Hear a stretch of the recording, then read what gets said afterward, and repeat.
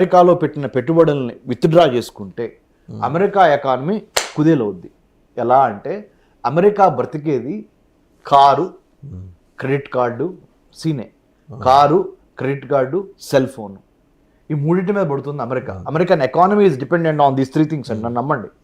Car, C for car, basic and cell phone. Consumerism based economy అది. అవును, consumerism based economy without taking the income అంటే ఆదాయాన్ని పరిగణలోకి తీసుకోకుండా ఖర్చు పెట్టే దేశం ఏదన్నా ఉందంటే ఈ భూప్రపంచంలో అది అమెరికా. క్రెడిట్ అప్పు తీసుకొని అద్భుతమైన లైఫ్ స్టైల్ని లీడ్ చేస్తున్న దేశం అమెరికా. అమెరికాలో ఏదైనా చూడండి, క్రెడిట్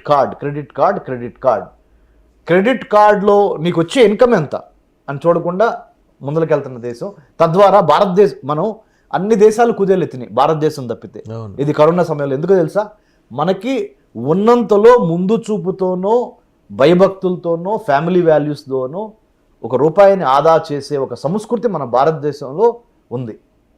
అంటే ఖర్చు పెట్టేటప్పుడు చాలా జాగ్రత్తగా జుడిషియస్గా స్పెండింగ్ ఇంగ్లీష్లో కరెక్ట్గా చెప్పారు సార్. అంటే వచ్చేది ఎంత పోయేది ఎంత అనే ఒక విచక్షణ మనం కోల్పోకుండా, ఆర్భాటాలకి పోకుండా ₹1 దాచుకునే సంస్కృతిని మన భారతదేశంలో మనకి పొదుపు నేర్పించారు. అది మనకి హెల్ప్ చేయండి. అంటే పర్టికులర్ ఈ ఆస్పెక్ట్కి వచ్చేప్పటికీ మన గవర్నమెంట్ ఆఫ్ ఇండియా ఇంతవరకు ఏం రెస్పాండ్ కాలేదు. అంటే దౌత్యపరమైన సంబంధాలు కాబట్టి ఆచితూచి తూకాల్లో ఎంత ఉంది చూసుకొని మరీ మాడతారు. అండ్ అక్కడ ఉన్నది దిగ్గజాలే, డాక్టర్ జయశంకర్ ఆయన ఉన్నారు. సో ఏదైనా మాట్లాడే ముందర ప్రైమ్ మినిస్టర్ తోటి మాట్లాడి కాల్ తీసుకుంటాం. కానీ ఆ ₹183 కోట్ల ఈరోజు లేకపోతే మనం ఆ ఎక్సర్సైజ్ క్యారీ అవుట్ చేయలేమా? దీని వెనకాల ఏమన్నా స్పెసిఫిక్ ఆలోచన ఏమన్నా ట్రంప్కి ఉందా? ఇది ఆపటం వెనకాల రద్దు నిర్ణయం వెనకాల ఏమన్నా స్పెసిఫిక్గా ఆలోచన ఉంది? సార్, ఇంకో మాట అన్నాడు, India is self reliant now, it is a very rich country అని అన్నాడు. మనం వాళ్ళకి చేసేది ఏంటి? వాళ్ళే చేసుకోవాల్సిన స్థాయిలో వాళ్ళు ఉన్నారు. అంటే did he acknowledge that we are going to, or we have already emerged as an economic power? ఎందుకంటే జపాన్ని సర్పాస్ చేస్తే మనం 3వ ప్లేస్లోకి వస్తాం. యూకేని కూడా సర్పాస్ చేసాం. సో జపాన్ని సర్పాస్ చేస్తే మనం డెఫినెట్లీ 3rd ప్లేస్కి వెళ్తాం. Sir, it is a clear indication. ఏమనంటే మేము ఆర్థికపరమైన నిర్ణయాల్లో ఏ దేశంతో ఆ దేశానికి మాకున్న స్నేహబంధాలు ఉంటాయి. కానీ ఆర్థికమే, వ్యాపారమే. డాలర్కి మేము ఇచ్చే విలువ డాలర్కి మేము ఇస్తున్నాము.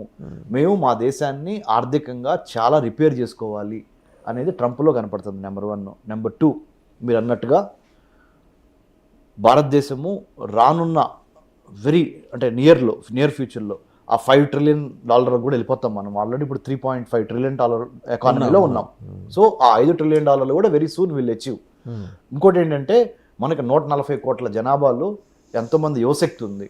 సో ఇప్పుడు ఏదన్నా యువశక్తి ఉన్న దేశం ఏంటంటే భారతదేశం. కాబట్టి అన్ని పరిగణాల్లో తీసుకొని ఆయన అన్న మాటని మనం చూసుకున్నప్పుడు, మనం కూడా ఆత్మ అవలోకనం చేసుకున్నప్పుడు, ఆయన ఇచ్చే 180 కోట్ల మూలాన మనకి పెద్ద ఫరక్ పడదు. ఇచ్చినా ఇవ్వకపోయినా భారతదేశంలో ప్రజాస్వామ్యానికి సంబంధించి, ఎన్నికలకు సంబంధించి మనం చేసే ప్రయత్నాలు మనం చేస్తూ ఉంటాము. మనతో పాటు నేపాల్కి, బంగ్లాదేశ్కి కూడా క్యాన్సిల్ చేశాడు ఆయన. దక్షిణాసియాలో మిగతా దేశాలకు కూడా. ఒక్క భారతదేశానికే చేస్తే మనము ఏదన్నా మనల్ని ఎందుకు అంత ఐడెంటిఫై చేసేవాడైతే మోడీని పిలవడు కదా. పిలవరు.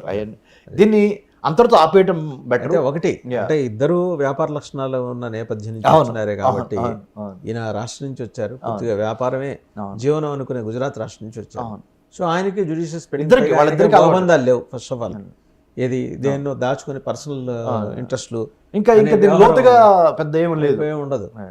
బట్ ఇది ఇక్కడతో ఆగుతుందా? అదే చెప్తాను, ఆగదు. నేను మన భారతదేశ ప్రజలకి, మరి ముఖ్యంగా మన ఆంధ్ర, తెలంగాణ, తెలుగు ప్రజలకి చెప్పేది ఏంటంటే, అమెరికా అధ్యక్ష భవనంలో కూర్చున్న ట్రంప్ ఆర్థికపరమైన నిర్ణయాలు ఏవైతే ఉంటావో అవన్నీ మనల్ని ఒక రకంగా ఆశ్చర్యానికి గురి చేస్తవి.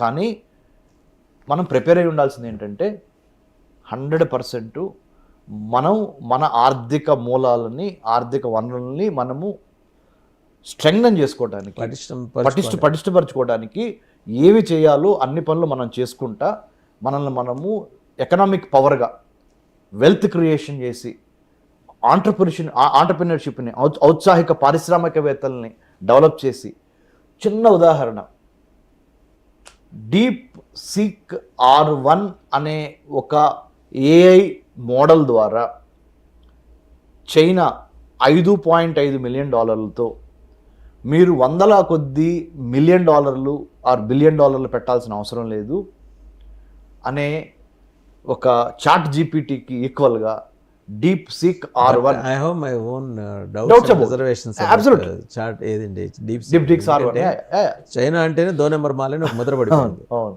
అంటే వాడు ఎవరి ప్రయారిటీస్, ఎవడి ఇంట్రెస్ట్లు, ఎవడి స్పెండింగ్ నేచర్ని బట్టి వాళ్ళకి ఆ జోనర్కి వెళ్ళి తయారు చేసి ఇస్తాం. మన దురదృష్టం ఏంటో తెలియదు కానీ చైనా నుంచి వచ్చిన ఏ వస్తువు 10 రోజుల నుంచి నిలబడదు. అబ్సల్యూట్లీ. వేరే అదే చైనా అమెరికాలో ఉన్న యాపిల్ కంపెనీకి ప్రోడక్ట్స్ ఇస్తూ ఉంటుంది. అమెరికాకు ఉన్న ఇబ్బంది ఏంటి, అక్కడ వాడు ఇదే ఫ్యాక్టరీ పెట్టుకుని ఎంప్లాయ్ చేసుకుంటే తడిసి మోపెడ్ అవుతుంది. పొద్దున కార్లో వచ్చి సాయంత్రం నడిచి వెళ్ళే పరిస్థితి.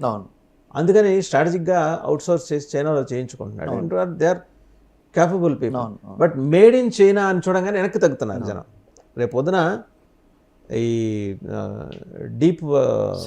డీప్ సిక్ కూడా ఇదే పరిస్థితి వస్తుందేమో ఒకటి. రెండోది, చైనా వాళ్ళ ఆండ్రాయిడ్ ఫోన్స్ మనం చూస్తుంటాం, సంవత్సరం ఇరదీసి పని చేస్తాయి.